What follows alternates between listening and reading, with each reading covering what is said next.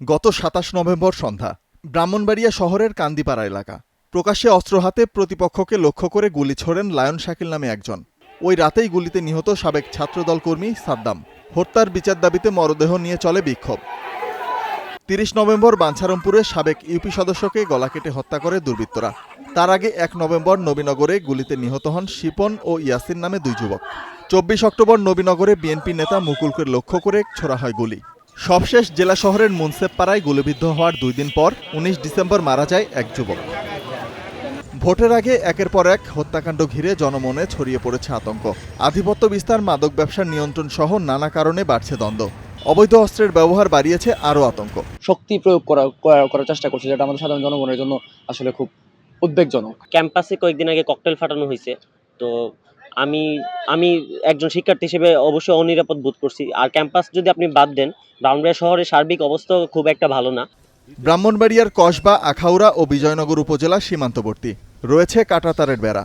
তাই ভোটের আগে সীমান্ত নিরাপত্তা আরও জোরদারের দাবি রাজনৈতিক দলের নেতাদের। প্রশ্ন তুলেছেন আইন শৃঙ্খলা বাহিনীর ভূমিকা নিয়েও। অস্ত্রের ঝনঝনানি, সেই ঝনঝনানি তারা মানুষকে দেখাতে যাচ্ছে। এতদিন কিন্তু এগুলো ব্রাহ্মণবাড়িয়াতে ছিল না, কিন্তু হঠাৎ করে কেন এটা আসলো নির্বাচনের ঠিক আগ মুহূর্তে? কারণ তাদের ভয়ে যেন মানুষ কথা না বলে, সেই সুযোগে তারা নির্বাচনটা করতে চায়। পার্শ্ববর্তী রাষ্ট্র ভারত থেকে তারা তাদের এই যে ট্রেনিং প্রাপ্ত সন্ত্রাসীদের এই অস্ত্র দিয়ে সীমান্ত দিয়ে তারা ঢুকাই দিতেছে বাংলাদেশে, গিয়ে বাংলাদেশের নির্বাচনের আগে যেন এই ধরনের একটা অস্থিতিশীল পরিবেশ সৃষ্টি করে, যাতে মানুষ ভীত সন্ত্রস্ত নির্বাচনে না যায়। যদিও আইন শৃঙ্খলা বাহিনীর দাবি, অবৈধ অস্ত্র উদ্ধারে অভিযান চলছে।